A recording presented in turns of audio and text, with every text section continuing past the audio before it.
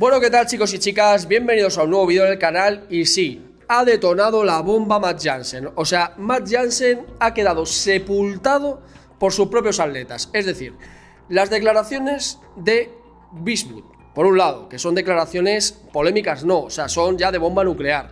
En segundo lugar, un texto, una contestación por parte de Nick Walker en la que afirma que ya ha dejado de trabajar con Matt Jansen. Y tercero, un rumor muy extendido, y lo vamos a escuchar a Dave Palumbo que lo comenta, y Dave Palumbo tiene una gran información con Shaun Clarida, una gran cercanía, de que Shaun Clarida, el campeón varios años ya seguidos de 2-12, en este caso subcampeón 2 años seguidos, habría dejado de trabajar también con Matt Jansen, un Matt Jansen al que la polémica le rodea desde todo lo ocurrido al Mr. Olympia, incluso de antes, con lo ocurrido con Nick Walker, pero que ahora sin ninguna duda han ido saliendo diferentes protagonistas, diferentes atletas de sus filas, a criticarlo a muerte. Así que vamos a verlo, vamos a ver esas decisiones, vamos a ver hasta qué punto esto es elegante o no es elegante, que eso también entraríamos en otro debate, y cómo pueden afectar estas decisiones a un Matt Jansen que desde luego se juega su futuro, porque ya venía con una polémica de muy atrás todavía más, con la polémica o digamos la triste noticia del fallecimiento de Dallas McCarver. Pero a partir de ahí parece que la moto no arranca y que desde luego está en el ojo de mira de todos estos atletas. Así que vamos a pasar ahí a verlo. Pero como digo, vamos a recordar primero ese código de 10% de Iron Road, que lo tenéis ahí con el de descuento en toda la web de un 25% de descuento, que es una barbaridad, chicos, un 25% de descuento en toda la web. Como digo, de California que está haciendo una apuesta bestial. Además os recomiendo esa nueva gama de productos gourmet que está bestial, con trocitos de galleta, o una auténtica pasada. Lo tenéis todo al 25% de descuento. Y también 25% de descuento, obviamente, en California Urban. Y también tenéis ese 10% de descuento para la web de Agonjin. Agonjin que está sacando un drop muy especial, un drop de invierno que prontito vamos a tener en el canal y lo voy a poder mostrar. Así que rápidamente, código de 10% de Iron Road, con el código Iron Road en toda la web de Agonjin. Y como digo, vamos a ir directos a todo lo referente a Matt Jansen, que hay una tormenta brutal en torno a Matt Jansen, insisto, en la que, bueno, pues ha hablado todo el mundo, porque aquí ha hablado todo el mundo. O sea, lo que acaba de hacer, en este caso, Beastwood, Clint Beastwood, sin ninguna duda, yo creo que ha dejado a Matt Jansen muy tocado, en una posición muy tocada, y de hecho vais a escuchar las palabras de Chris Aceto valorando todo esto, porque no lo está diciendo un cualquiera, lo está diciendo un atleta de un nivel muy alto de digamos, del organigrama de Matt Jansen, y yo creo que conviene pues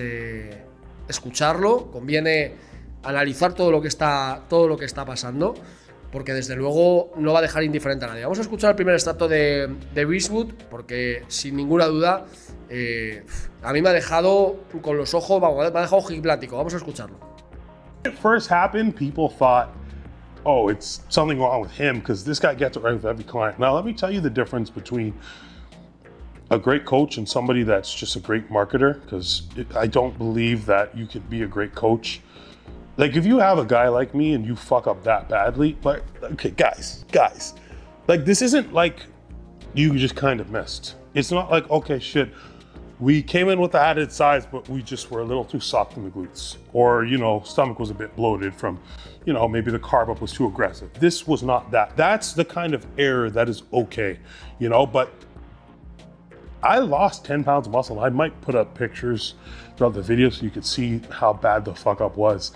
But I lost weight that I had no business losing. And I was leaner years before. Like 2 years ago, I was leaner, 10 pounds heavier than I was this year.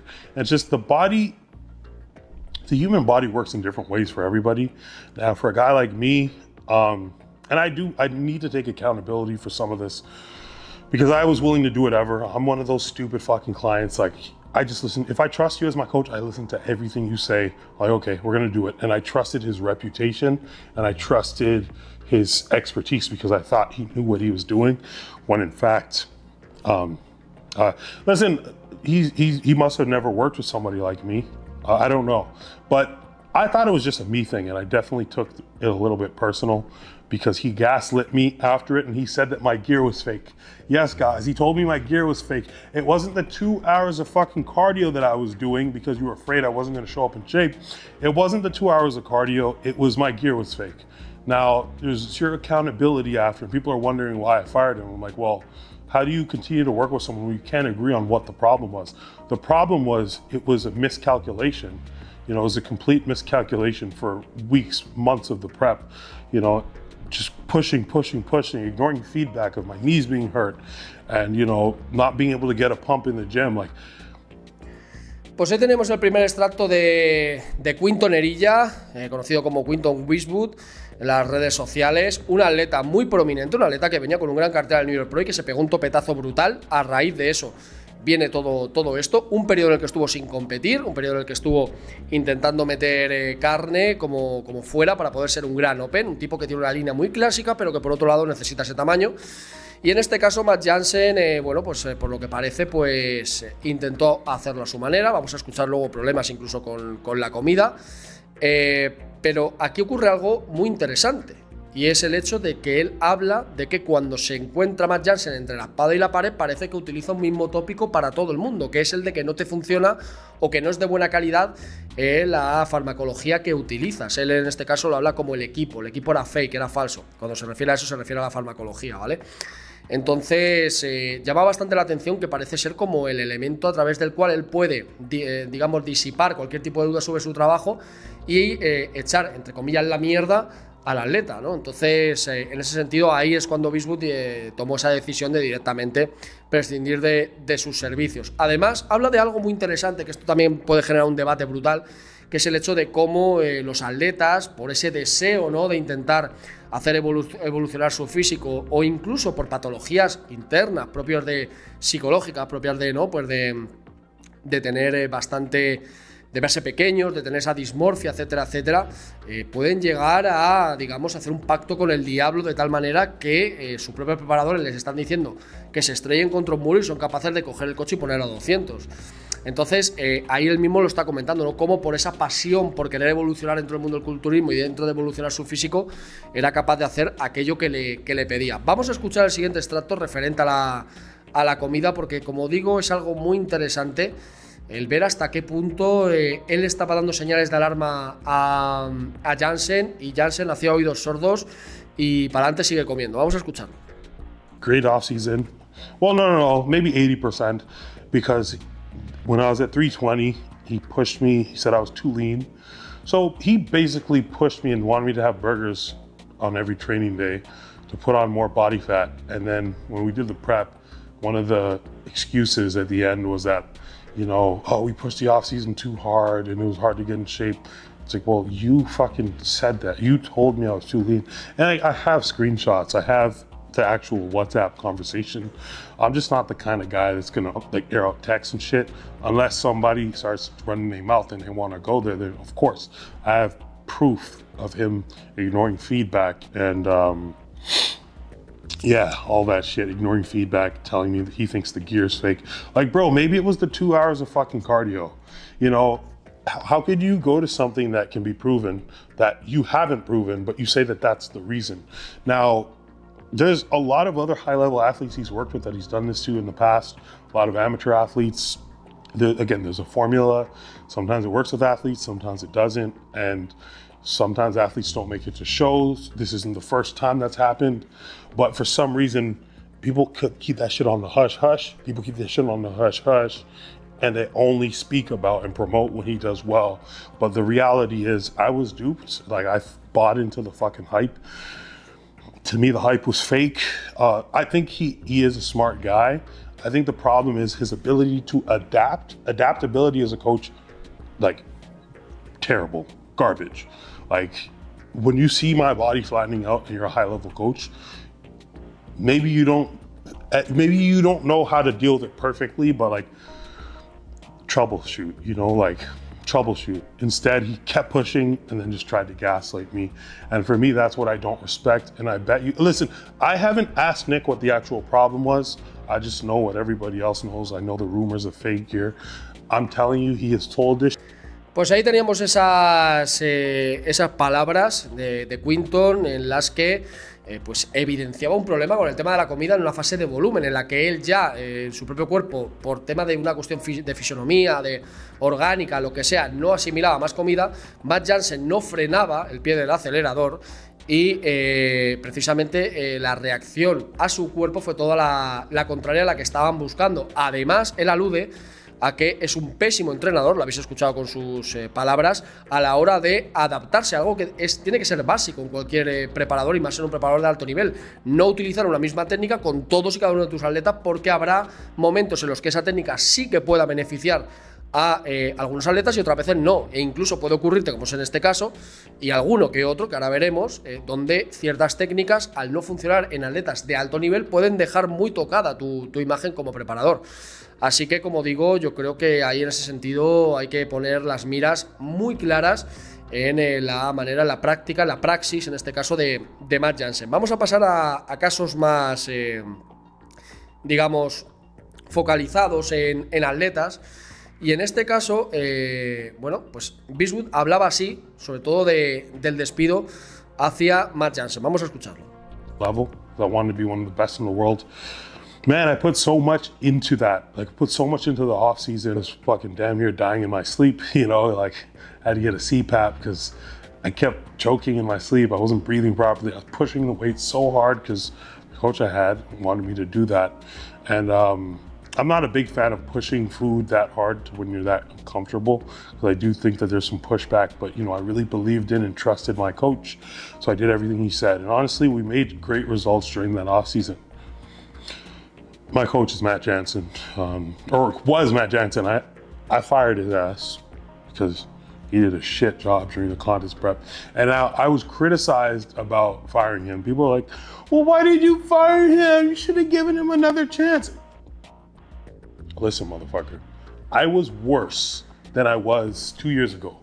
You know, I took all that time, I made all these sacrifices, you know, and these sacrifices come in many shapes and forms. You know, I lost money because I'm paying for whatever it takes to be a great bodybuilder. I put in money, I invested money into this, I invested my time, my energy, I wasn't going out. I was a fucking bodybuilding robot. All I did was bodybuild. That's all I fucking did. I worked my fucking tail off, all to show up to stage and be fucking smaller.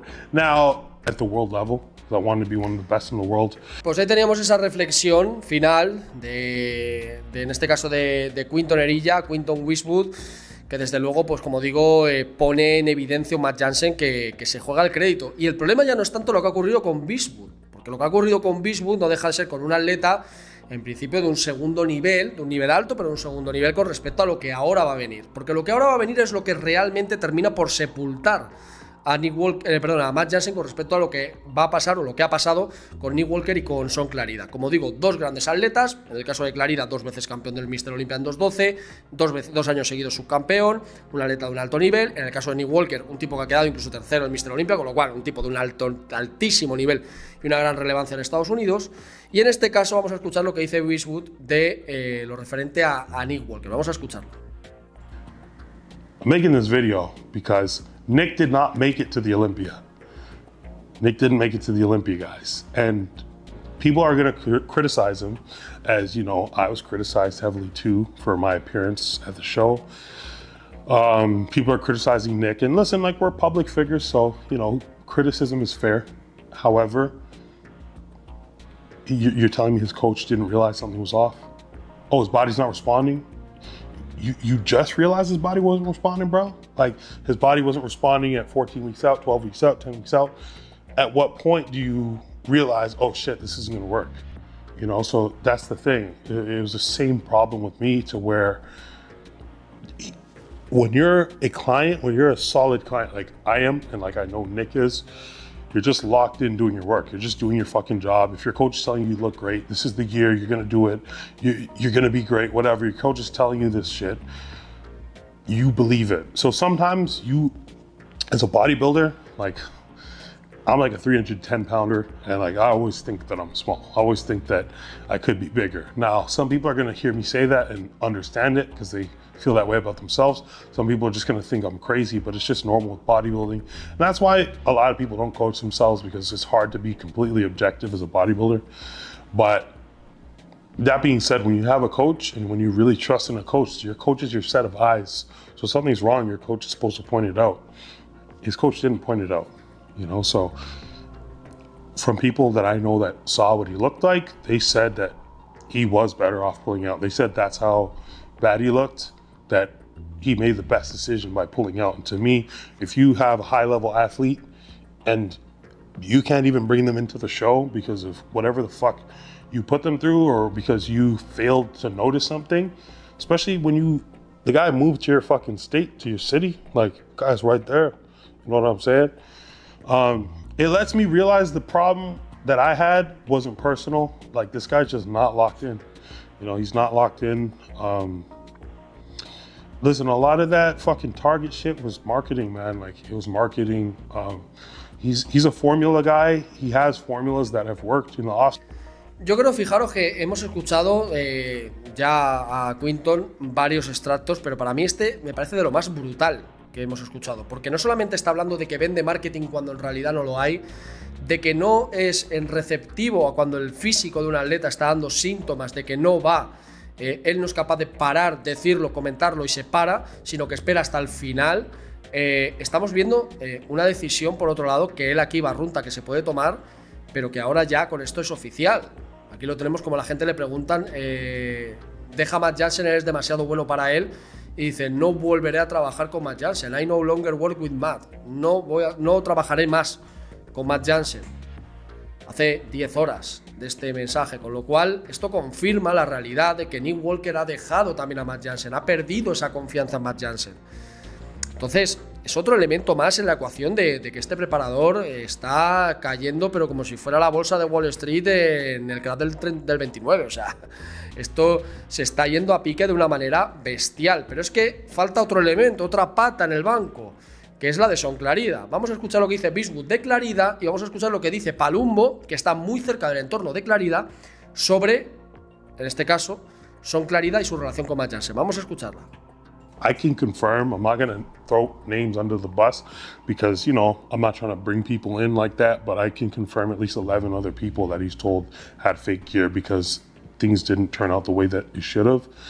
But Shaun Clarida, he made an excuse after prejudging. Matt made an excuse about Shaun, saying the judges asked for that. No, the judges didn't ask for the guy to be fucking flat.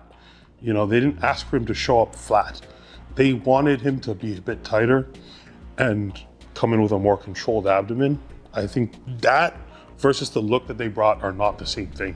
Like, you brought this guy in like me. Now, he has a lot more muscle maturity and density than I have. So, you know, he still looks decent, but it's like, man, like once you put on that tissue, like he was the giant killer and he didn't show up as the giant killer. And there's a common denominator. One guy didn't make it to the show. One guy looked like a fucking swimmer, I guess. And then Shaun also shows up undersized. So I guess I say all that stuff to... Pues ahí tenemos las palabras de Quinton, en las que yo creo que sirven también para ilustrar el auténtico robo que se lleva Ángel Calderón. No por nada, sé que soy un poco reiterativo con el tema, pero es una evidencia. O sea, los propios competidores en Estados Unidos vieron lo que pasó, vieron que Clarida no salió al nivel y aún así lo metieron como segundo. Pero centrado en este tema, él mismo está hablando, ¿no?, de cómo Matt Jansen utiliza algunas excusas, utiliza algunos, subterfugios para poder defender su imagen cuando en realidad no ha conseguido culminar bien lo que es su trabajo. Hasta aquí ya llevamos 2 de 2, falta el tercero. ¿Lo dejará Clarida con Matt Jansen? Bueno, vamos a escuchar lo que dice Dave Palumbo, porque Dave Palumbo confirma que es 3 de 3, que Shaun Clarida también ha dejado en este caso, a Matt Jansen. Vamos a escucharlo. Boy, it was aggressive, and yeah. And I mean in a negative way. It was just laying down the gauntlet of his opinion of Matt Jansen, and it's you know, I felt bad. You know, I was in New York when I saw him, and I've seen Quinton compete so many different times, and when he competed in New York, he just was a figment of what he could have been there. And you know, nothing's worse for a bodybuilder, really, at least in his case, where your expectation is I'm coming in big and I'm coming in full and I've done this off season, and then, you know, you fall like a lead balloon, where you just, you know, not only do you have, he would have been better off, and he would have been happy, I'm sure, had he come in gigantic, round as a house, and watched the wrap up for RX Muscle, and we said, wow, gigantic, just keep chiseling away. That would have been a better look for him than, like, there's nothing left. And you can feel his frustration all the way through the interview, where he's just, you know, felt like he was misguided and misdirected, and he lays down the, you know,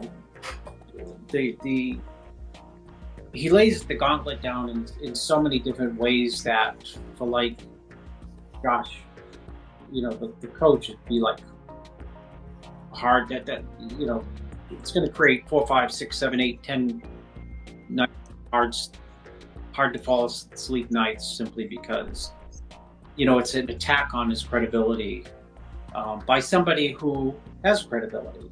I mean, it's not some dipshit, you know, guy who is got no potential and no body and no work. Pues ahí tenemos la reflexión de Aceto, pero ojito, porque ahora es cuando viene la que toma, en este caso, Dave Palumbo, que como digo es una persona muy cercana al entorno de Shaun Clarida, donde pone en evidencia que Clarida ya ha tomado esta decisión. Vamos a escucharlo. Jansen was coaching Shaun Clarida, who I understand is not happy with, you know, the outcome obviously he had, and I don't know if he fired him. I heard he fired him. Obviously Nick Walker didn't compete because he didn't like the way he looked, and I know Matt was doing his diet. I heard Brett Wilkin left Matt. I don't know. You know, like I said, I hate to give opinions because I don't have Matt here, but it seems like there's a lot of people all of a sudden getting down on him, and I don't know why all of a sudden this is happening, but something went wrong, obviously. If all these, you know, if you're a coach and 5 or 6 people have terrible results, something went wrong that was in common with all of them. Either you did something with all these people that didn't work, or, you know, gave them something that didn't work. I don't know, but something's a little weird. Don't you think it's suspicious that 5 or 6 guys are complaining about this guy's coaching to the point where they're firing him over how terrible they feel they looked for this show? To me, it's a little suspicious, right? Well, the only hard part to unpack is that, I don't know in Quinton's case, but other people, you know, praised him as you know, the best coach on the planet. But what happens is when you're working with someone and you have results, if you ask someone who's getting results, you know, placing high or winning shows, who's the best coach on the planet, they're going to tell you my coach, you know, because that's their experience. But to come a full 180 and say, like, you know, I'm not doing shows, or, you know, tell the coach you're fired and have, like, multiple people tell him he's fired all at once, is like, I mean, it's to the extreme end. So factor in the Quinton, the Quinton testimonial that, you know, things were just completely upside down for him for his prep. I mean, the other people you have to speculate about with Quinton. Yeah, because we didn't hear from them directly. Correct, you're right. It's right there with Quinton. It's right there in black and white. Yeah. You know, like, is it? Pues ahí tenemos la reflexión de tanto de Dave Palumbo como de Chris Aceto sobre este tema. Como digo, ya para ir cerrando el vídeo, que si no se va a ir un poquito largo, yo creo que Matt Jansen está en la cuerda floja, sobre todo sus acciones. Ya lo comentábamos en el anterior vídeo que hicimos de cómo quedaban los entrenadores tras el Mr. Olympia. Matt Jansen era uno de los grandes señalados a nivel negativo. Tras esto, de hecho hemos escuchado incluso a Brett Wilkin, o sea, ya serían 4 de 4, ojo, que dejan de trabajar de manera repentina con Matt Jansen. Ya hemos escuchado el por qué no es repentino, por qué los atletas se están empezando a alejar de este preparador. Ahora lo que sí me queda es que en la caja de comentarios me dejéis vuestra opinión, siempre con respeto, porque el tema da para mucho y va a dar para mucho. Recordemos que son nombres muy potentes, nombres de atletas que están clasificados para el Mr. Olympia, no en el caso de Quinton, pero sí en el caso de Nick Walker, Clarida y Wilkin, así que veremos a ver qué es lo que pasa. Suscribiros al canal si aún no lo estáis, dadle un fuerte like y como siempre digo, chicos y chicas, siempre a más.